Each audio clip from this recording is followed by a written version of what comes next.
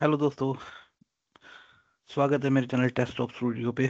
तो निरंतर प्यार आप लोगों का मिलता है, अच्छी बात है। मैं निरंतर वीडियो डालता रहूँगा जावा बेसिक्स की। फिर उसके बाद हम सेलेनियम स्टार्ट कर देंगे। ओके, सो बिना कोई टाइम वेस्ट किए हम आज के टॉपिक पे चलते हैं, जो कि है व्हाट इज एनकैप्सुलेशन। ओके, सो इसको समझने के लिए मैं पहले आपको पेंट में इसको ड्रॉ करके दिखाऊंगा कि इसका कंसेप्ट क्या है। उसके बाद मैं आपको इसके ऊपर एक एग्जाम्पल भी दूंगा। सो सपोज एक ऑफिस है, ठीक है। ऑफिस में 3 डिपार्टमेंट है। ओके, अकाउंट्स, एक डिपार्टमेंट है एडमिन, और एक डिपार्टमेंट है सेल्स।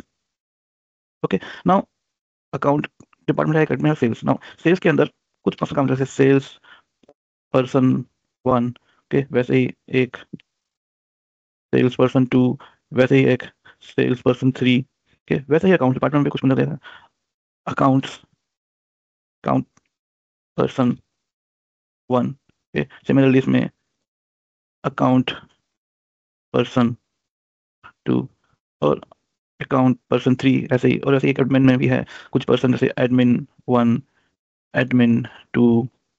ना हुआ क्या, अकाउंट पर्सन 2 को कुछ काम पड़ गया। उसको ये पता कि वो काम सेल्स पर्सन 1 करता है, कुछ फाइलें हैं, कुछ भी है। तो ये उसके पास डायरेक्ट नहीं जा सकता। पहले ये जाएगा अपने मैनेजर के पास, उनका अकाउंट मैनेजर का मैनेजर जाएगा सेल्स के पास, वहां पर सेल्स पर्सन 1 के पास।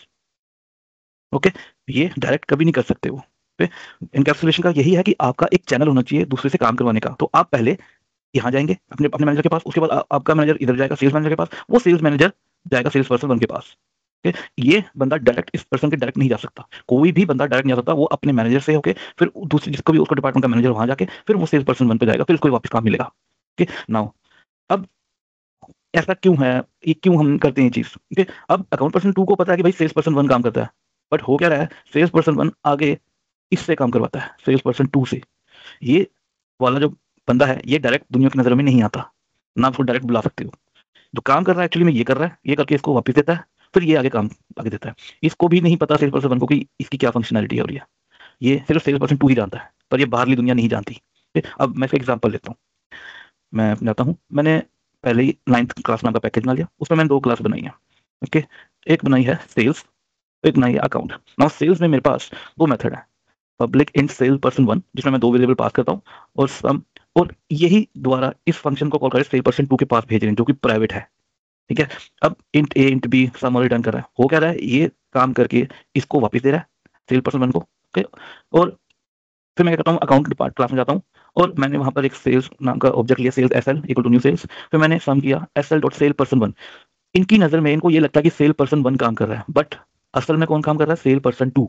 सेल पर्सन 1 को भी नहीं पता कि कैसे काम कर रहा है, क्योंकि प्राइवेट है। इसके अंदर की जो चीजें हैं वो सिर्फ इसके अंदर की चीजें नहीं पता, इस फंक्शन को सिर्फ इस क्लास का ही एक्सेस कर सकता है, बाहर की क्लास का कोई एक्सेस नहीं कर सकता। अगर मैं चाहूँ कि सेल पर्सन 2 को मैं डायरेक्ट एक्सेस कर लूँ, तो नहीं हो सकता। यहाँ पर मुझे वो एरर देगा, change visibility of cell person 2। वो कह रहा है कि भाई उसको पब्लिक बनाओ, मैंने उसको बनाया हुआ है प्राइवेट।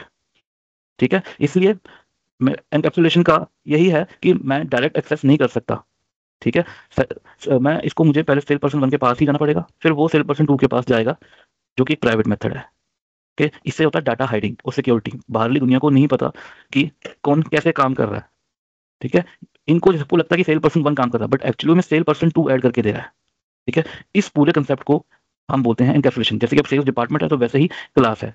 वो ये एनकैप्सुलेशन कहती है कि एनकैप्सुलेशन कहती है कि आपने डाटा को मेंटेन करना है, बंडल में रखना है। बंडल मतलब क्लास हो गया। ओके, फ्लेक्सिबिलिटी होगी, मैं जहां चाहूँ मैं अपने फंक्शन को कॉल करा सकता हूँ क्लास के ऑब्जेक्ट के थ्रू। ओके, इसलिए इस मेथड को हम बोलते हैं, इस पूरे कंसेप्ट को बोलते हैं हम एनकैप्सुलेशन। इसमें डाटा हाइडिंग हो रही है, फ्लेक्सिबिलिटी, मेंटेलिटी भी है। ओके, नाउ एक्सटर्नल कोड को नहीं पता कि भाई तुम कैसे फंक्शनैलिटी कर रहे हो, या इससे क्या होगा, protect for the internal state of an object from unauthorised और डायरेक्ट मॉडिफिकेशन। ओके, सो इस पूरे कंसेप्ट को बोलते हैं एनकैप्सुलेशन। होप सो आपको समझ आया होगा। मेरे और भी बेसिक वीडियो है जावा के, आप जहाँ जाकर देख सकते हैं, जैसे एब्स्ट्रैक्ट है, इंटरफेस, इनहेरिटेंस, कंस्ट्रक्टर्स। ओके, सो आप इसको पढ़िए। मैं सेलेनियम का कोर्स मेरे है, आप वहाँ मेरे इसमें जाके प्लेलिस्ट में जाके आप मेरे मतलब मेरे स्टूडियो में जाके, टेस्ट ऑफ स्टूडियो में जाके आप देख सकते हैं। ठीक है, और प्लीज मेरे वीडियो को लाइक एंड सब्सक्राइब किए अगर आपको अच्छा लगा हो तो। ठीक है, ओके, थैंक यू।